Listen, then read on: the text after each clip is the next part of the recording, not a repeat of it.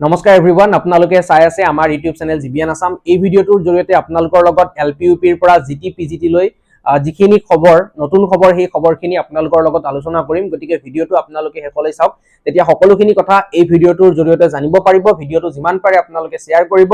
Mainly এই ভিডিঅ'টোত মই বিটিআৰৰ যি টিচাৰ ৰিক্ৰুটমেণ্ট সেই টিচাৰ ৰিক্ৰুটমেণ্ট সম্পৰ্কত যিখিনি খবৰ আহিছে নতুনকৈ সেই খবৰখিনি আপোনালোকৰ লগত শ্বেয়াৰ কৰিবৰ কাৰণে চেষ্টা কৰিম। তো আপোনালোকে গম পায় যে বিটিআৰৰ জিটিপিজিটি টিচাৰ ৰিক্ৰুটমেণ্ট প্ৰক্ৰিয়া চলি আছে বা এলপিইউপিৰো টিচাৰ ৰিক্ৰুটমেণ্ট প্ৰক্ৰিয়া চলি আছে। এই যিখিনি নিযুক্তি প্ৰক্ৰিয়া এই নিযুক্তি প্ৰক্ৰিয়াখিনিৰো এপইণ্টমেণ্ট অতি সোনকালে হ'ব। জিটিপিজিটিৰো যি প্ৰচেছ চলি আছে সেই প্ৰচেছখিনিও বহুত সোনকালে হ'ব।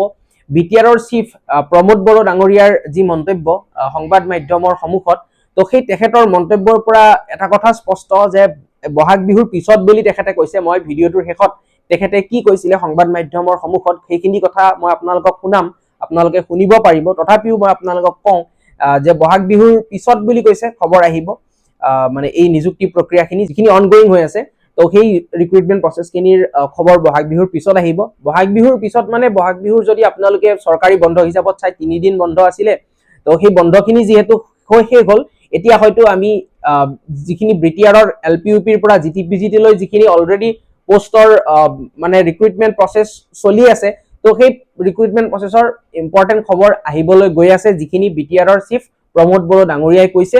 আৰু নেক্সট এটা কথা তেখেতৰ ফালৰ পৰা জনোৱা হৈছে যে এলপিইউপিত যিখিনি পোষ্টৰ এপইণ্টমেণ্ট দিবলগীয়া আছে, সেই পোষ্টখিনি এপইণ্টমেণ্ট দিয়াৰ পাছতো কিছু পোষ্ট ভেকেণ্ট হৈ আছে। সেই ভেকেণ্ট পোষ্টখিনিও কেনেকৈ ভেকেণ্ট কৰিব মানে ফিল আপ কৰিব পাৰি, সেই ফিল আপ কৰিব কাৰণেও বিটিআৰ গভটে মানে চিন্তা চৰ্চা কৰিছে।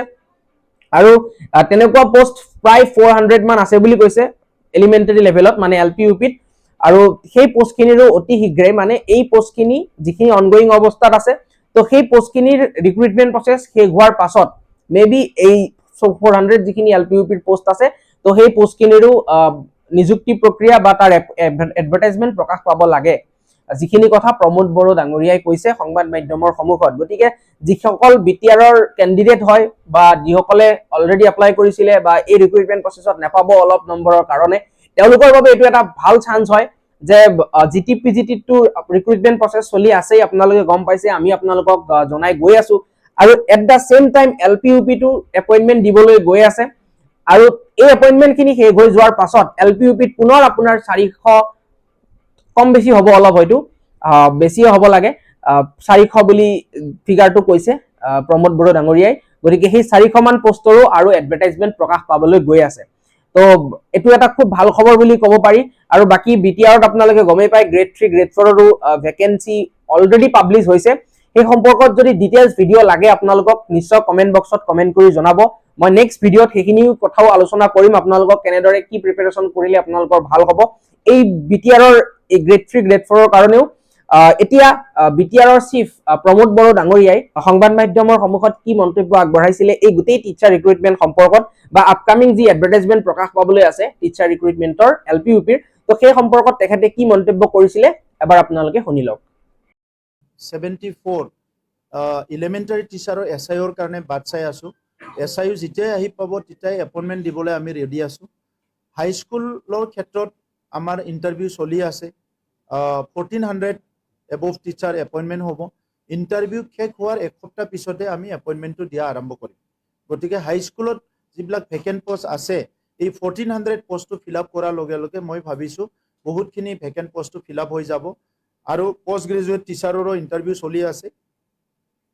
গতিকে বহুত জাগাত পোষ্ট গ্ৰেজুৱেট টিচাৰে হ'ব। খালি এলিমেণ্টাৰীত এই 600 পোষ্টটো ফিল আপ কৰা 100 পোষ্ট আমাৰ ভেকেণ্ট হৈছে, এইখিনিও আমি অসম চৰকাৰলৈ লিখিছোঁ। মই ৰঙালী বিহুৰ পিছতে আশা ৰাখিছোঁ যে SIOখিনি আহিব আৰু আমি এপইণ্টমেণ্টৰ প্ৰক্ৰিয়াটো আৰম্ভ কৰিম। তেতিয়া মই ভাবোঁ যিখিনি ছিংগল টিচাৰ আছে এইটো বহুতখিনি ফিল আপ হৈ যাব। ছায়েন্স টিচাৰৰ ক্ষেত্ৰত আমাৰ চৰকাৰৰ পৰা আমি চিন্তা কৰি আছোঁ, যিবিলাক BSc MSc কৰা ল'ৰা ছোৱালী আছে আমাৰ এৰিয়াত, যিসকলৰ চাকৰি হোৱা নাই, তেখেতসকলক অলপ আমি পাৰ্ট টাইমৰ কাৰণে চৰকাৰে ল'ব বিচাৰিছোঁ, যাতে ছায়েন্স আৰু মেথছটো আমি অলপ ইম্প্ৰুভ কৰিব পৰা যায়।